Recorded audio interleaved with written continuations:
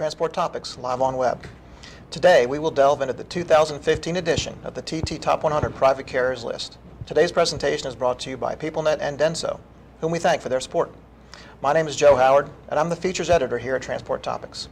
I'm joined by the mastermind behind the TT list, senior features writer Dan Bearth. The Private Carriers list is the third of 4 lists TT will compile this year, joining the top 50 logistics companies and the top 100 for-hire carriers list, which we compiled earlier this year, and the TT Top 50 Global Freight Carriers list, which will debut later this month.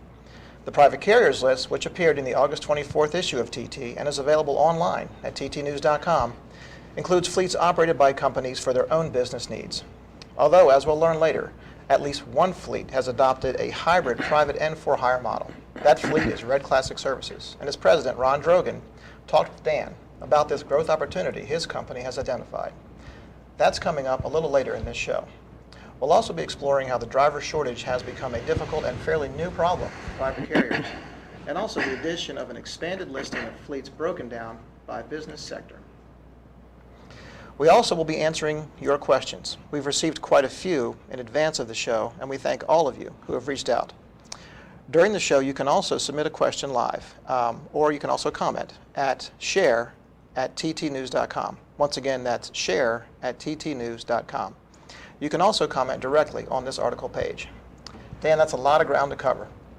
Perhaps you could kick us off with some discussion of the changes to the list, including the addition of those sector lists. Yes, thank you, Joe. Our presentation this year is a little different. We're including a ranking of private carriers by sector.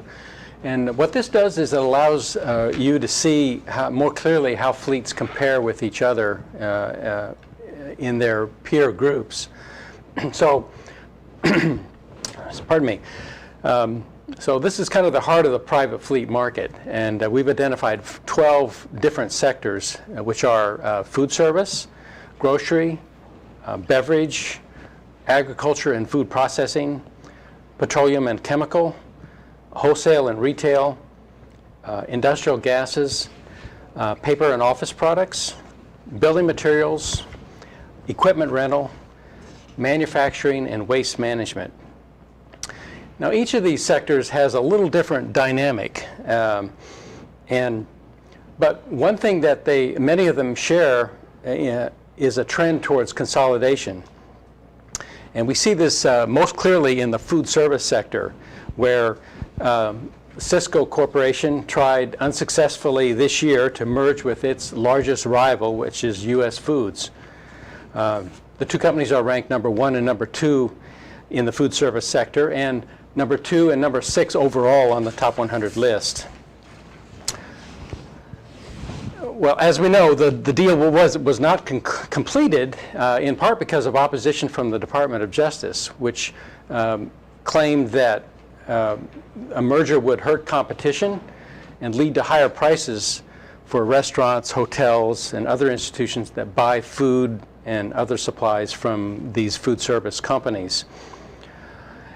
And if you look at the ranking of fleets in the food service sector, you maybe can see why regulators were a little concerned. The combined fleet of Cisco and U.S. Foods would have been 6 times the size of their nearest competitor, Performance Food Service. Of course, if you want to see what true domination looks like, I suggest you look at the wholesale and retail distribution sector list. There you'll find Walmart Transportation, which has a fleet of more than 6,200 tractors. And that compares with 754 tractors reported by the second largest fleet in that sector, right, which is a fleet that serves Walgreens stores. So quite a dramatic difference. In the grocery sector, we've also seen significant consolidation in recent years, with the merger of Safeway and Albertsons occurring this past year.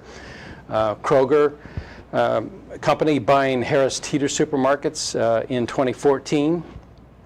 And another blockbuster deal has just concluded between Delhaize Group in Belgium and Royal Ahold in the Netherlands. Both of these companies operate supermarket chains in the United States, mostly along the eastern coast. And Delhaize, you'll see, ranked number 4 in the grocery sector, and Ahold number 11. An interesting footnote, Joe, to this story about Ahold is that when we put together the very first ranking of the top 100 private carriers list in 2002, I guess, Ahold ranked number 1, which this was a big surprise to me and maybe some other people. But at the time, Ahold owned a company called U.S. Food Service, which had later spun off to an investor group for more than $7 billion. And that company became what is today U.S. Foods, right?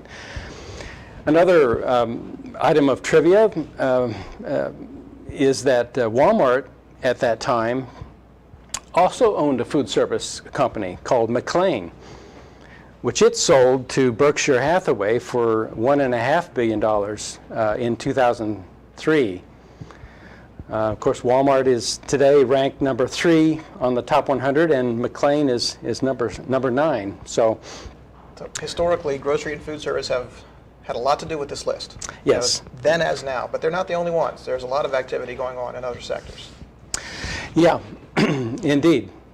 In fact, this consolidation trend is affecting a number of other industries, and probably the principal one is petroleum and chemicals, because low gas prices has forced companies to do what they can to reduce expenses. So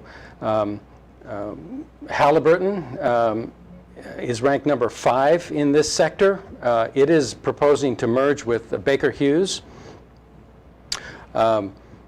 which is also highly ranked in the sector. In the building materials sector as well, this came as a little bit of a surprise to me, but the combination of Builders First Source and ProBuild Holdings created a new company that ranks number 1 in this sector and number 35 overall with almost 1,000 tractors. So it's a huge fleet. So we've got a lot going on with mergers and acquisitions, certainly within sectors, but what can you tell us about what's new with the overall list this year? Yeah, I can tell you that PepsiCo ranks number 1 again, same as last year. Cisco and Walmart ranked number 2 and 3. Coca-Cola Company comes in at number 4 this year.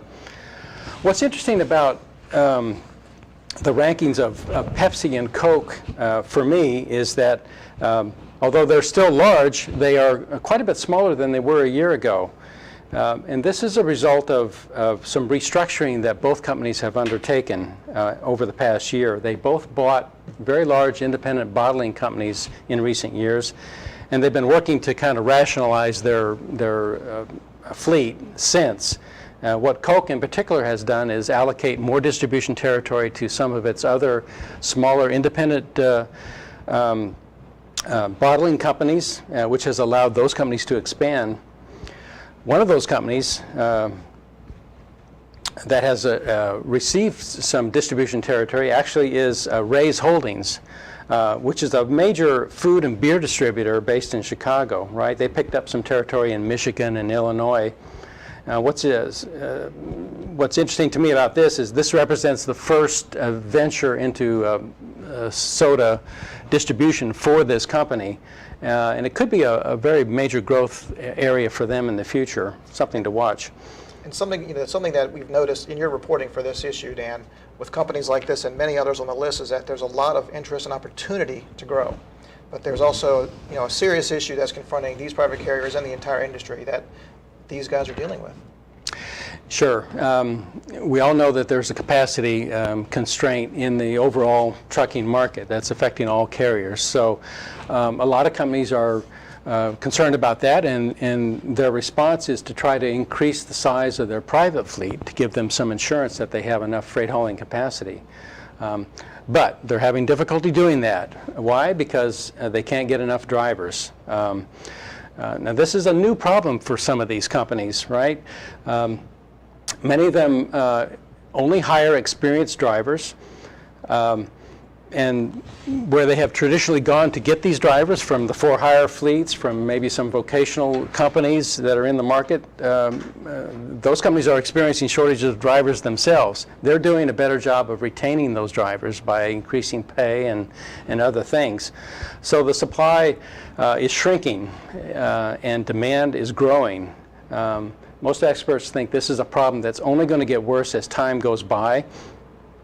In fact, Bob Costello, who's the chief economist at American Trucking Associations, has talked about this before during our last LiveOnWeb program. Heads up, I understand Bob is preparing to release very soon a new estimate of the driver shortage, which should give us some more insight as to the scope of the problem. So quick reminder, if you want to hit us up with some questions or comments, the email is share@ttnews.com, or again, you can comment directly on this article page.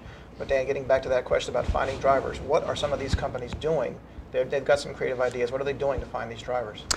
Yeah, one thing they're doing is looking in some new places. A company like Purdue Farms, for example, has a workforce of 19,000 people and plus a private fleet.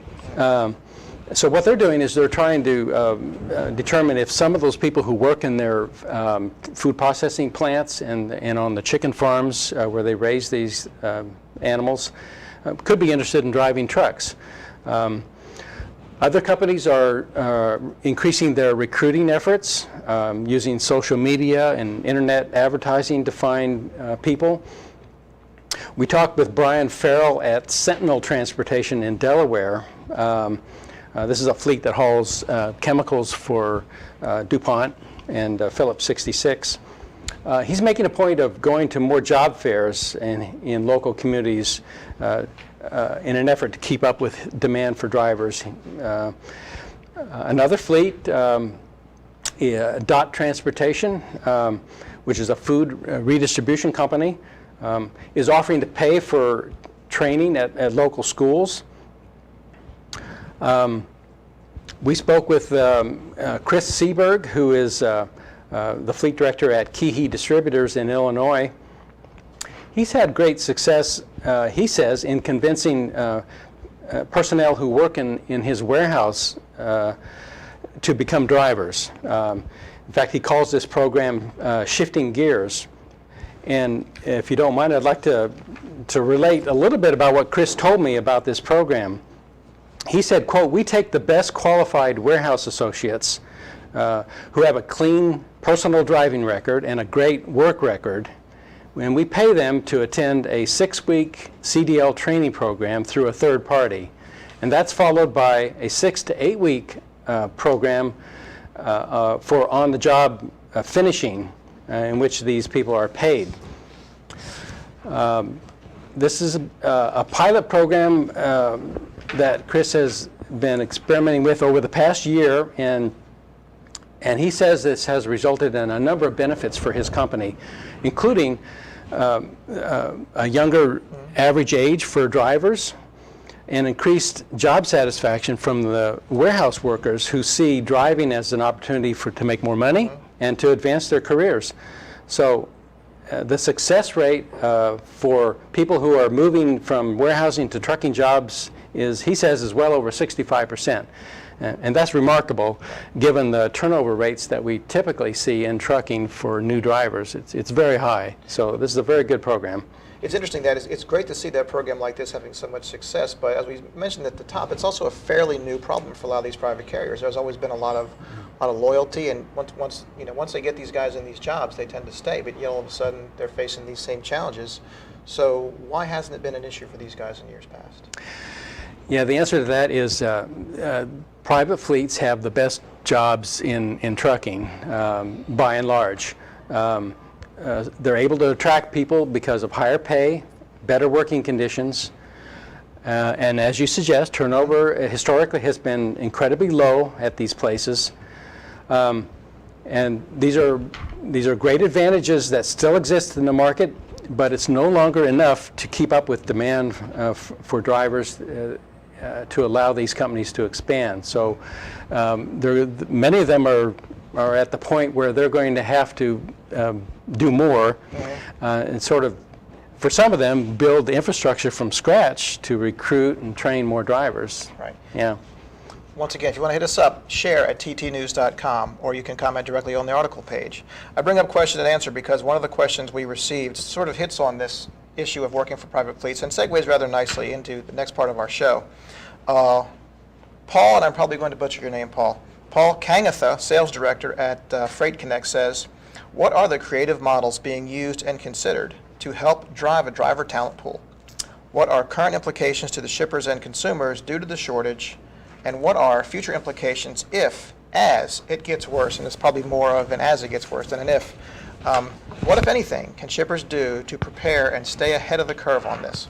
Well, one of the things they can do is develop innovative business models. And as I mentioned at the outset, Dan conducted a fairly interesting interview with Ron Grogan from Red Classic, and he talked about something his company is doing to, in the absence of being able to find new drivers, maximize the operations they have. Yeah, Joe, yes, and we'll hear that in a moment. Ron has developed a hybrid fleet that distributes beverages for Coca-Cola Bottling Company Consolidated, but also hauls freight for other companies and provides freight brokerage and truck maintenance services in the market. I think you'll find what he has to say very interesting. Let's have a look. We're speaking with Ron Drogan at Red Classic Incorporated, which is the private fleet of Coca-Cola Bottling Company Consolidated. Ron, thank you for joining us today. The first question to you would be to help us understand what is Red Classic and what exactly does it do for Coca-Cola Bottling? Well, first of all, I appreciate you taking the time to have a conversation with us today. Red Classic is actually a hybrid of a private fleet and a for-hire fleet. Red Classic provides internal services to Coca-Cola Consolidated, but taking it back a little bit, a couple of years, Red Classic was actually a private fleet, a function of Coke Consolidated, delivering products to the big box stores for Coca-Cola and other aspects of the Coca-Cola network. And then someone realized that we have a lot of trucks on the street. Why don't we create a for-hire carrier that can not only provide services internal to the Coca-Cola network, but also provide services outside of Coca-Cola. So we're actually a portfolio of companies. We are a asset-based transportation company. We're an owner-operator-based transportation company. We're a direct store delivery transportation company, which is taking pedal runs to the big box stores, but we're also a maintenance company and a large freight brokerage company. So we, at the outset of what Coca-Cola Consolidated started from a private fleet, has transpired into a portfolio of transportation companies that operate in the commercial arena, providing services not only to beverage companies, but also to other companies outside of the Coca-Cola arena. Yeah, that's very interesting to hear. You have a background in for-hire transportation, if I recall correctly. Could you talk a little about the benefits that this organization has accrued to Coke Bottling? Well, yeah, the benefits are multiple. It's one, you provide transportation services internal to the parent company, which is Coke Consolidated, as well as Coke Consolidated is part of a broader portfolio of Coca-Cola companies providing services for the Coke network. What you do is you align the infrastructure of the Coke network without other customers in addition to the Coke network, and you leverage backhaul freight. You lower your overall operating costs, not only for Coca-Cola, but for your customers that you're bringing into the Coke portfolio. So you analyze your freight network and say, what customers in the interior of that brokerage network or that freight network can I align ourselves to provide services not only for Coca-Cola and reduce operating costs, but I can also align ourselves with other customers outside the Coke network, put those two together, and have an optimal freight cost perspective. So we provide a multitude of benefits to the parent company, lower operating costs, but the customers outside the Coke network, we also provide lower operating costs by aligning the two. But we also, quite frankly, have capabilities beyond just the Coke network. We have freight brokerage business and over-the-road asset business, over-the-road OTR, owner-operator business that has nothing to do with the the Coke network. So we just do what a transportation company would do by taking your total network capability and bringing what capabilities you have to specific customers and saying, how can I optimize your business? How can I provide the best service offering to you at the highest levels of service, but also with the lowest cost structure by looking at what our network. So what the Coca-Cola business has allowed us to do is create a structure, a foundation that's allowed us to launch off of that to provide services beyond just Coca-Cola. Yeah, very good. Has this organization also been a benefit in terms of your ability to attract drivers and other talent to your organization? That's a great question. The interesting part about the being aligned with the Coca-Cola company, Coca-Cola, just the name itself, provides a sense of stability, structure, financial capabilities. So when we do that, quite frankly, we align ourselves. We tell people that we are part of the Coca-Cola network, which allows us to introduce a financial stability that isn't always seen in the transportation industry about the long-term view of what we're trying to create capabilities. I mean, have a Coke and a smile. How could you beat that? So we do have the capability, and quite frankly, we pay a little more to our drivers. We pay a little more, and we're focused on the quality of life aspect for our drivers. So the whole Coke aspect of the quality of life and what the brand actually means, we try to bring to transportation. We have the saying, what Coca-Cola brought to beverage, we want to bring to transportation. And we sell that, and we market it, and quite frankly, we live to it. So we have the great capability to attract drivers, owner-operators, leadership team, and quality staff. And, you know, we create a very good work environment where people are attracted to it. Yeah. All right, Dan, that was a great interview. Thank you for doing that. Ron, thank you for participating. That's some pretty interesting stuff, and I'm happy to say that while we took that little break to listen to the interview, we got a live question from Ed Reardon. Ed, thanks for reaching out. Ed asks, thoughts about leased labor to ease the driver shortage. What do we think about that? Actually, I think the potential for using driver leasing companies is quite large because it takes a lot of effort to find drivers, to qualify them, to train them properly for these jobs, especially for private fleets, which require more experienced drivers, and their job entails more than driving. So they need customer relations skills, they need technical knowledge about some of the dangerous materials that they might be handling, if you're hauling petroleum especially, for example.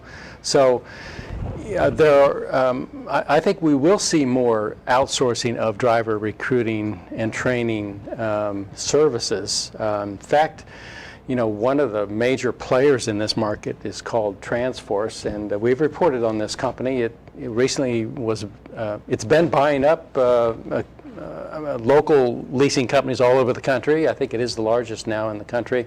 It got bought itself by an investment firm, and I think we saw that because investors see potential here for providing a service that will help the industry do its job. Yeah. Yeah, and the private carrier industry is interesting in that, as you noted in your reporting, some companies maintain fleets and some companies do not.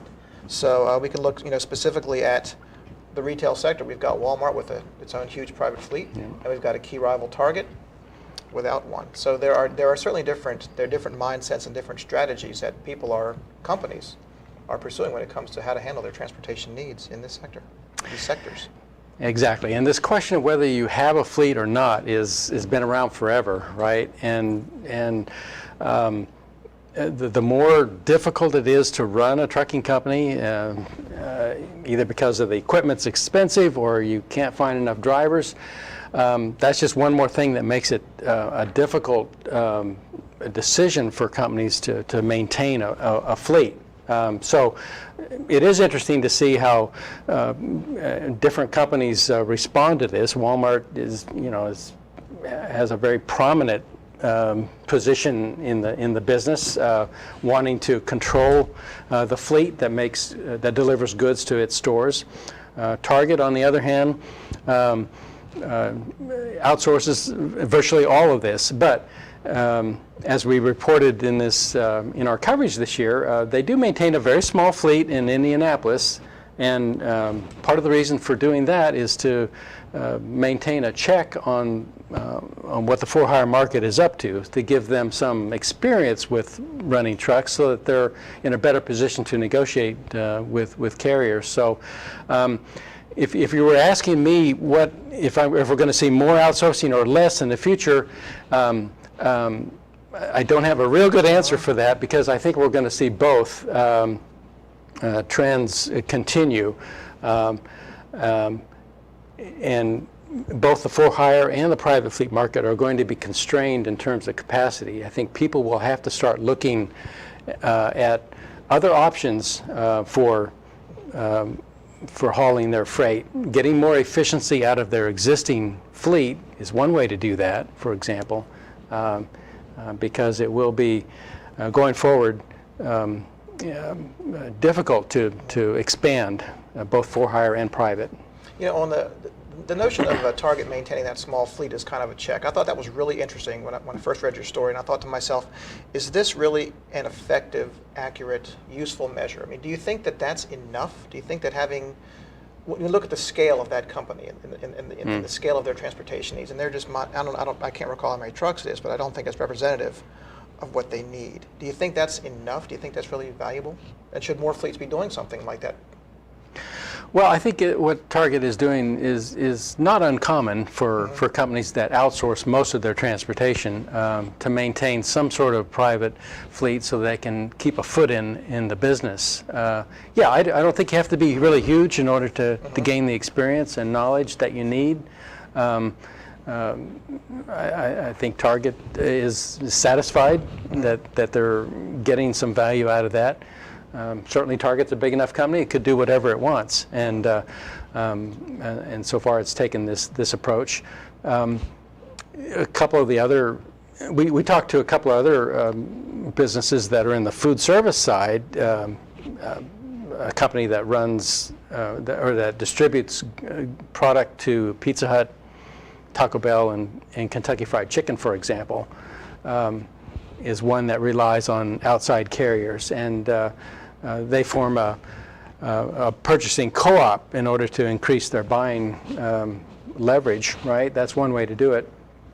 We talked to a couple pizza chains that we all know and love, right? Domino's and Papa John's. Both of these companies have actually increased their reliance on private fleets, private trucks. Why? Because they see it as part of a way to control their supply chain. So they have these distribution centers which supply everything that these stores need, from food to other supplies and so forth. And having the trucks as part of the mix gives them control and relieves their franchisees and independent restaurant operators from the burden of managing this transportation services. So they think it's very key to their strategy, overall strategy. And frankly, if you look at the financial results of both of those companies, they make money on distribution. It's a big source of profits for them. So there's a lot of reasons to do that. Okay. And the furniture sector has been pretty active these days as well. Furniture is an interesting example of maybe what we're talking about here. That one of the biggest furniture manufacturers is Ashley Furniture in Wisconsin. Now, they've had a private fleet for years. They've continued to grow it over the years, and what they've done recently is added intermodal transportation to the mix. So they're definitely committed to staying in the transportation business, but they're looking for alternatives to having trucks on the road, right? So intermodal is an option for them. Another company called Bassett Furniture Industries in Virginia actually bought full ownership of a trucking company called Zenith, which they had a minority share in. And owning this company gives them the ability to do home delivery, It gives them access to warehouses where they can store inventory more easily. So that's an advantage that they see. There's a new company listed this year for the first time, excuse me, called SE Independent Delivery Service. And it's the company that delivers furniture for Rooms to Go, which is a major retailer. Unlike most private fleets, this company uses independent owner-operators to drive the trucks and deliver the goods. Most private fleets have employee drivers, but the use of owner-operators is something, it could be a sign of things to come, Joe, and because it is also another way of recruiting drivers. Where it may be difficult to get someone to come to work for you as an employee, if you can offer them the opportunity to run their own business, have their own truck, that appeals to a certain sector of drivers that has been untapped by these type of fleets before. So I think that's something, you know, we should watch very carefully. In fact, there's another company also listed on the top 100 this year for the first time called C&S Wholesale Grocers in New Hampshire. And this is a major food wholesaler that has historically used owner-operators to drive its trucks. It's listed, as I said, for the first time this year, in part because it took over a fleet operated by Bi-Lo Holdings, which was a supermarket chain in the South. So we have two examples of companies that use owner-operators, and again, I think it's something that we should watch very carefully. Yeah, and one of the things that I found interesting in reading your reporting is that, as we mentioned a minute ago, even though that these are highly sought after jobs, there's so much difficulty in finding them. Trucking companies historically have tried to make these jobs look cool and bring people in sort of by casting a light around. This is something aspirational. This is something fun. This is something you want to do. Drive a truck for us, for this company. So we put together a kind of a fun little montage of different commercials and different presentations of how companies have portrayed themselves and what it'd be like to drive for them and drive one of their trucks. And we have it here for you. Take a look. Young truck drivers wanted. Apply at your Texaco dealers. This is the Texaco jet fuel truck. Children love the way it looks, the way it rides, the way it steers at the touch of a hand, like no toy they've ever seen before. From the early days of television, brands have attached a coolness factor to trucking. The Texaco jet fuel truck. It costs $5.98 and compares to toys costing much, much more. You'll find it only at your Texaco dealers. Get one soon. And remember, trust your car to the man with the star for products you can trust. The Texaco Star. TV commercials have evolved from spotlighting the man with the star to Hollywood's biggest stars, including action star Jean-Claude Van Damme in this Volvo ad that has been viewed 80 million times on YouTube. Now I stand here before you. What you see is a body crafted to perfection. A pair of legs engineered to defy the laws of physics. And a mindset to master the most epic of splits.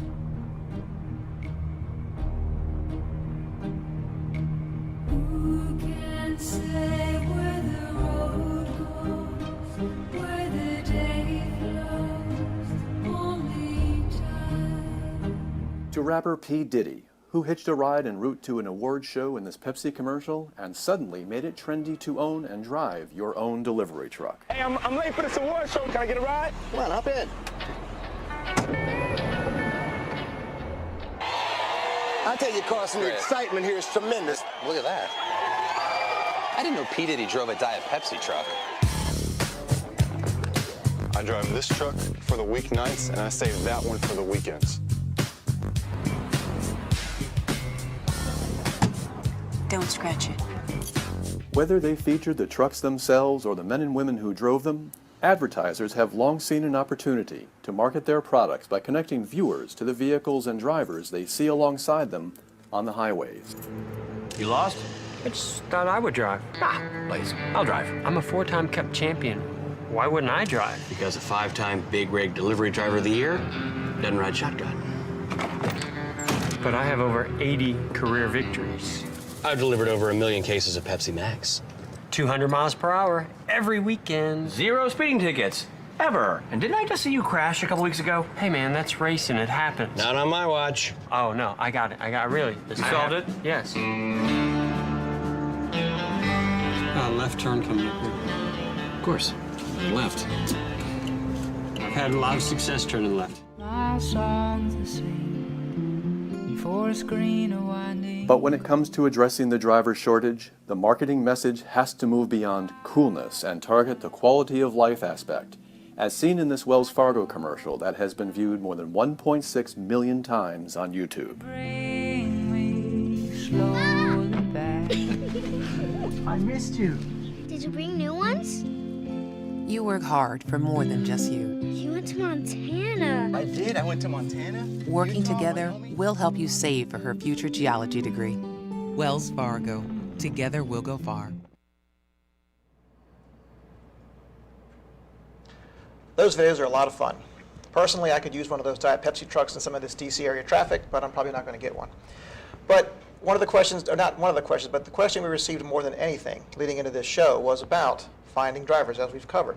And somebody who knows a lot about it and somebody who can help us answer some of the questions is our editorial director, Neil Abt, who has kindly joined us for this segment. Thank you, Neil, for being here.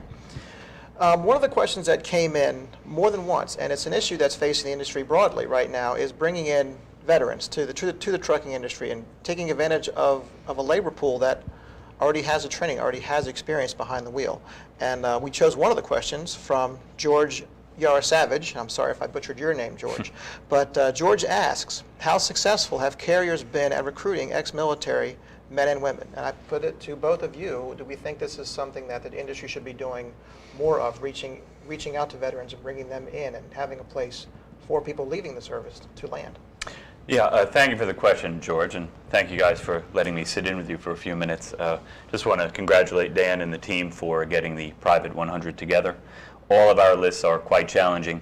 The Private 100, when you get into that corporate world, can bring on some additional unique challenges, which we've learned with Dan's help to overcome, so I want to congratulate Dan. I also very quickly want to mention that Joe Howard is going to be leaving TT soon. He's going to be taking a position with American Trucking Associations with some of their councils to beef up some of that coverage.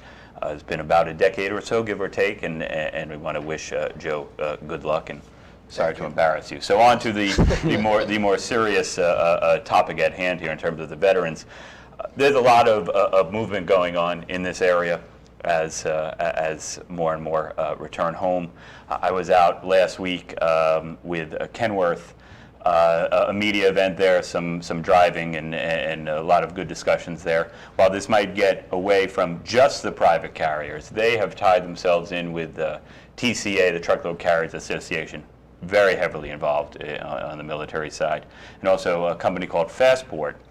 Fastport has really helped take a lead. I'll mention a little bit more detail what they're doing in a second, but they've started these job fairs. The first one was in Fort Benning, Georgia.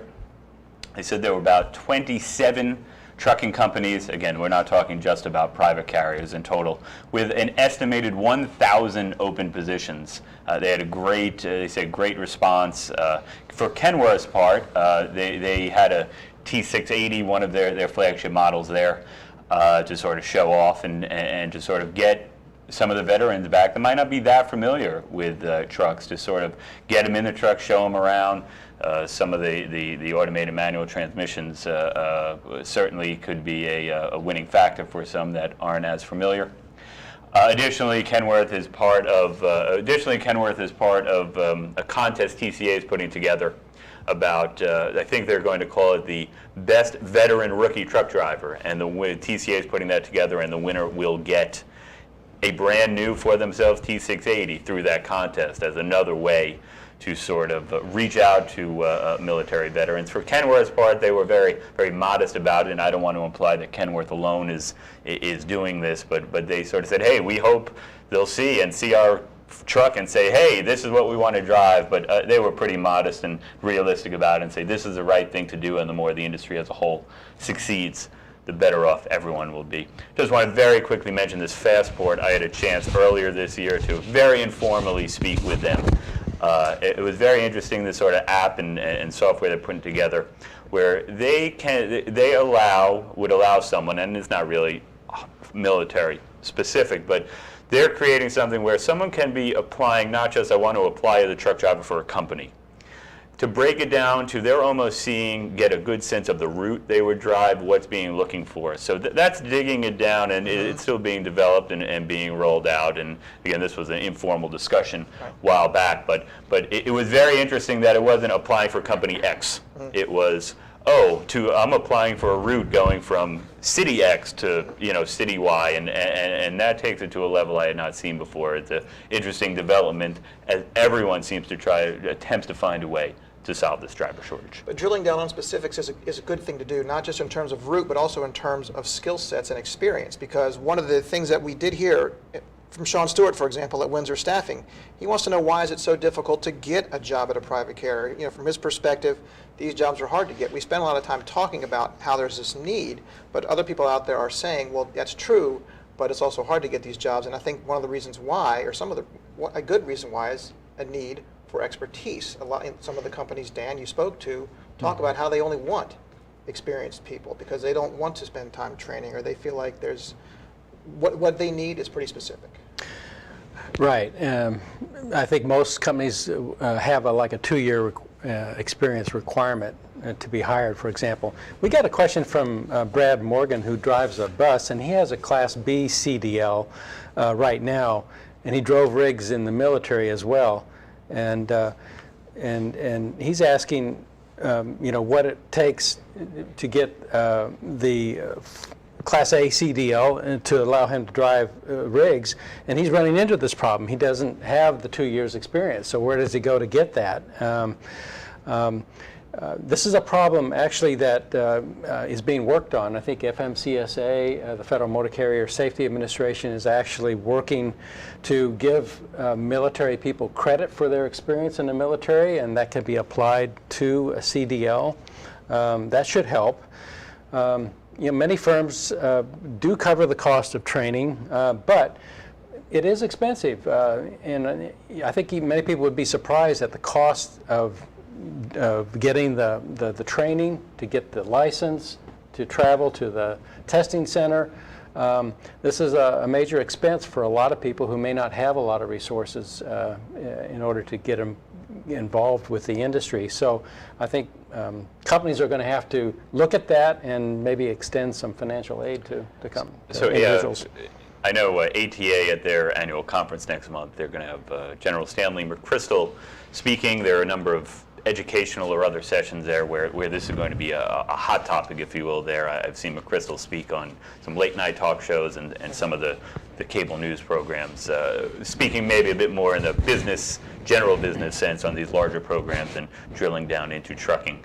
But he had some interesting things to say, so that's another opportunity for people interested in finding these drivers. Dan, if you don't mind, I want to come back to something you referenced earlier when I was listening off camera. You just mentioned again now about experienced drivers, about the private fleets seeking only experienced drivers, and that's maybe one of the reasons over the years they haven't had the shortage problems. Maybe the pay has been a little better, all of these reasons, and now it's starting to trickle down. I guess it's a two-part. One, is it still one of the reasons on the experienced drivers? Well, all fleets want to be safe. I mean, that's a given, that there is this larger image at play for a retailer, some that you mentioned, I'm not going to single out any, that what happens on the road could have a direct impact at a retail store. And was that some of the thinking behind the need for experience only? And along with that, now that this driver shortage is finally trickling down to the private fleets, do you think that they're going to get to the point where they need to rethink that and say, maybe we have to move this merchandise, that we need to make sure we have the drivers, and have to relent a little bit on some of the longstanding policies that they have instituted. Yeah, I think we will see some change in that area. The drivers for private fleets are definitely brand ambassadors, so, and their responsibilities go well beyond driving in many respects. So as they attract more people who have less experience, I think this means that they're going to have to step up and provide more training, or more, at least more finishing training, on-the-job training for these guys. This is an expense, no doubt about it, but it's coming, and people are going to have to deal with it. Sure. Something else that's come up a lot is the possibility of maybe bringing down the legal age, the minimum age requirement for a driver. Is this something that we think will take hold more heading forward? An 18-year-old tractor-trailer driver out there? Well, sure. If you're asking me, I think the idea of lowering the minimum age to drive trucks interstate is long overdue. It is legal for younger people to drive trucks intrastate, and to me it's only logical that these drivers be allowed to cross state lines, especially in areas where you can cross several state lines in a very relatively short distance. I think, Joe, what's been missing from the debate on this issue so far is any real data on safety of these intrastate drivers that are over 18 but under 21, right? I think once you get some information about their track record, I think that will provide the assurance that everyone's looking for, that these guys can operate safely. I don't think you'll see these guys get behind the wheel and drive by themselves. I think you'll see more of an apprenticeship approach where they'll work with experienced drivers to gain the experience. I think so. There'll be more oversight of these guys, which is good.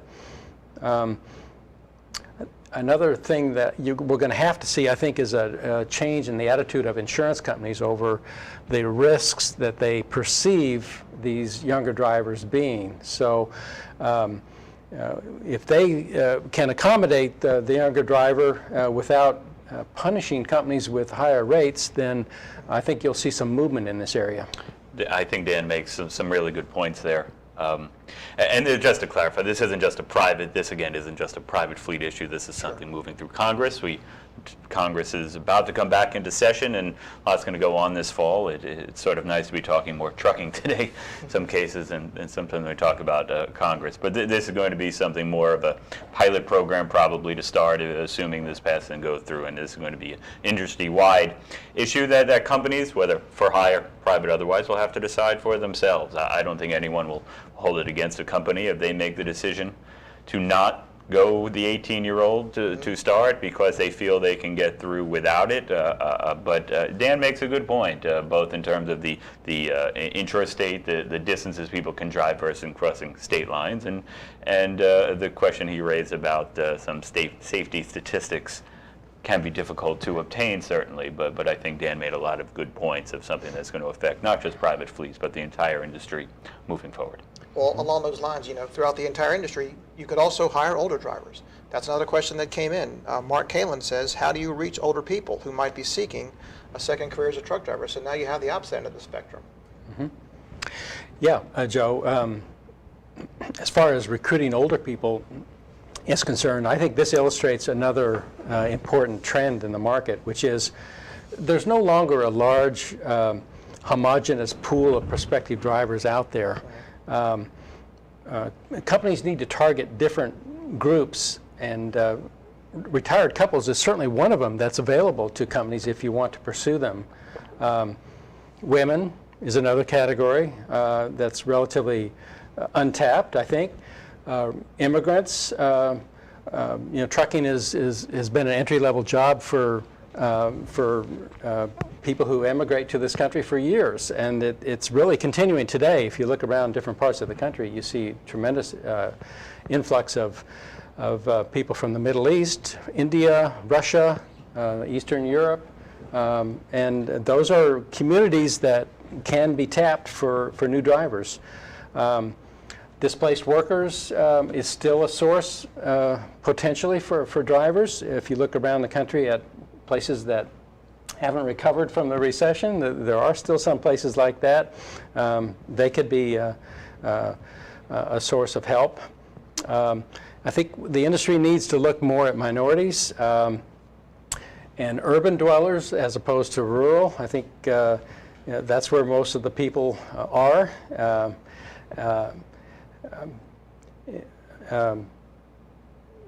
You hit almost every possible sector. One might be oil gas, where there was a time when the boom was going on where there was this push of, oh, we're losing a lot of drivers.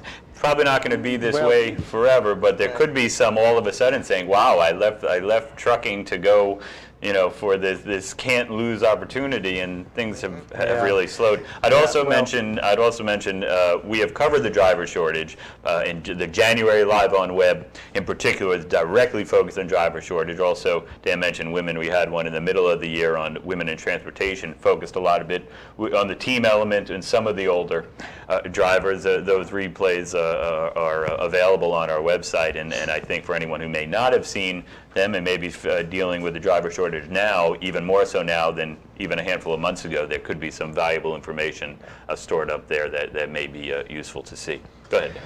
Yeah, well, I'd like to kind of put a question to you about what we may be looking at in the future. One of the keys to getting more drivers is going to be changing the nature of the job. Shorter routes, more predictable routes, possibly fewer long hauls.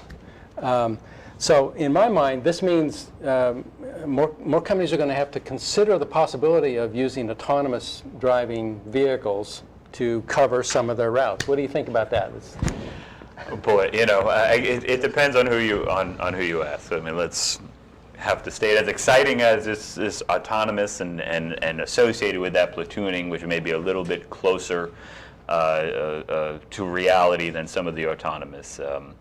Autonomous is not driverless. Everyone, as much as that gets overlooked, you still need that driver. But it is interesting to take a little of the stress off the job. This is still a ways away, and someone's looking to say all of a sudden they have a driver shortage. I don't think autonomous is going to be the short-term answer on how to get people in the seats, whether they're actively driving or not. At the same time, I do think that this exciting technology is part of the equation, maybe a bit more on the younger than maybe the older question, to at least get someone who may be starting middle school or high school this week or last week to sort of say, wow, this is really interesting stuff going on. And as this matures the next few years, to say, where do I want to go? What career might I want to enter? That this may be a way. It's not a truck. It's not dirty. It's not a trade. This is a piece of technology. It's this mobile, exciting, technologically advanced office to maybe attract some of them into it as this stuff develops. I'll also mention Daimler trucks. They're not the only one. They had a very high-profile event we've talked about at the Hoover Dam earlier this year. They're licensed to test this autonomous, they call it the Freightliner Inspiration Truck, in the state of Nevada. They are planning a small media event during the month of September in Nevada. Now, I have no knowledge that this is exactly Inspiration Truck related, but they're going back to Nevada with a couple media people. We'll have someone from Transport Topics there. There's a chance that they may at least address the topic of autonomous trucks, maybe see how far it's come in a few months. I mean, this stuff is happening so quickly. So anyone interested, I would encourage them to check back with TT in the middle of September, because there may be a little bit more news on just how fast this stuff could become reality. And it's the kind of thing that nobody was thinking about 3 years ago, 5 years ago, and all of a sudden it's right here. Mm-hmm. So it's funny that a lot of these things, a lot of these challenges that companies are facing are things that they just weren't even worried about not that long ago. We talked about it some, but Dan, you reached out to some of the leaders in the private sector, saying to them, in response to a question we received, actually, from Ralph Tentler. What's the most successful hiring practice you've initiated recently that you never would have considered a few years ago? And you reached out to the industry to hear some answers on that. Yeah, I thought that would be a good question to put to other fleet managers, and we did get a few responses. And this will sound a little bit redundant, perhaps, because we've covered some of this ground already. But Paul Margadishan at DOT Foods wrote to say that he advertises differently, using more social media and internet advertising more than he's ever done before. Heard from John Wilson at Save-A-Lot Food Stores in St. Louis. He was one who said on a case-by-case, very selective basis, they're looking at drivers with less experience than they normally seek in terms of their applicants. Richard Evans, who works at Valley Proteins in Winchester, Virginia, said one thing that is new for them is the use of a third-party screening resource to evaluate candidates and move them through the pipeline. So this gets to my point earlier about using outside companies to help in the recruiting process. So those are some of the responses I got. Interesting that Paul mentioned, DOT Foods mentioned using social media. I mean, that's really just an incredible way. You see ads popping up. It's an incredible way just to reach directly into such a huge pool of candidates. Yeah, and you know what? It also goes beyond that. Just reaching I think companies need to look more closely at what young people generally are doing and how they think about work. And my generation, having a stable job and doing good work was important, and you like to stay with the same company for years. That's different now with the younger generation of workers. They want to get more out of the job than just a paycheck. So the terms of engagement are going to be different for these people. And to see what I mean by that, I would encourage everyone to view the entire Skype interview that I did with Ron Drogan, because you'll hear him talk at the end about what he's done recently to get his employees involved in a campaign to raise awareness about human trafficking.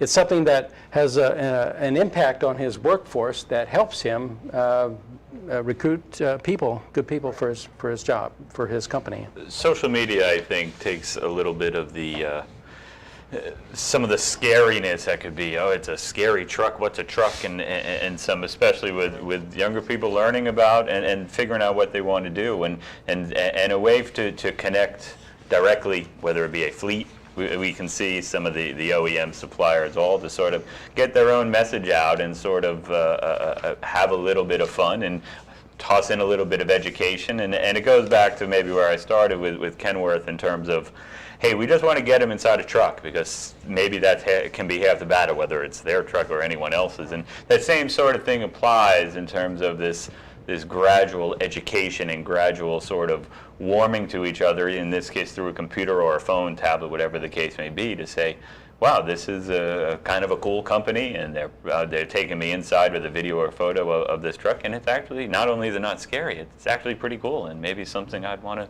think about. And I think that's a route that on the younger side you're going to have to tap into everything, and this is one of them. Plus, you can engage in conversation that way too. People who are want to check out a company, they can look at comments. They can see what people are saying about that company. Mm-hmm. So if your social media presence is very good and very vibrant, like you say, that's one way to do it. But also what people are saying about you, because it's out there. So learn about the company culture, the corporate culture, things that are going on. Whether it be volunteer, charity, fun things going on, whatever the case may be, and it helps to give a sense as to what the company really is about and what life's like with the company beyond, oh, we just need drivers, get behind the wheel and start driving. Right. Because some companies like Transport Topics do things like host LiveOnWeb, do these cool things, and we're not just a newspaper. We're a website, we're LiveOnWeb. We do it all around here, right? So, well, I said we had a lot to cover at the beginning of this presentation, and we have covered a lot. So I want to, we've run out of time, but I do want to sign off and thank again our sponsors, PeopleNet and Denso, and also thank Dan and editorial researcher Brandon Green, seated right there, for their efforts in bringing this list together. Thanks also to Ron Drogan for taking time out of his busy schedule to talk with us, and also our fearless leader Neil, who has plenty to do and decided to sit in with us as well. Our next Live on Web will be on September 16th, right around the corner. The subject is intermodal shipping, and it will be held in conjunction with the release of our next list, which I mentioned at the top, our brand new Top 50 Global Freight Carriers list, which will appear in the September 21st issue of TT. Scheduled guests include Mark Holden, President and CEO of A&R Logistics, and Curtis Whalen, Executive Director of the Intermodal Motor Carriers Conference here at ATA. Since this list is something new, we're going to host a LiveOnWeb in advance of the list release, so we'll hope you'll join us then. Please visit liveonweb.ttnews.com for more information on that. I also want to mention we have a special subscription offer for our viewers today. Please check out liveonweb.ttnews.com, subscribe for details. And if you've enjoyed this program and others just like it, please join our fan club, liveonweb.ttnews.com/fan club. You just might earn yourself one of these cool mugs. Until next time, my name is Joe Howard. On behalf of Dan Bearth and Neil Abt, thanks for watching. We hope you will join us again. Take care.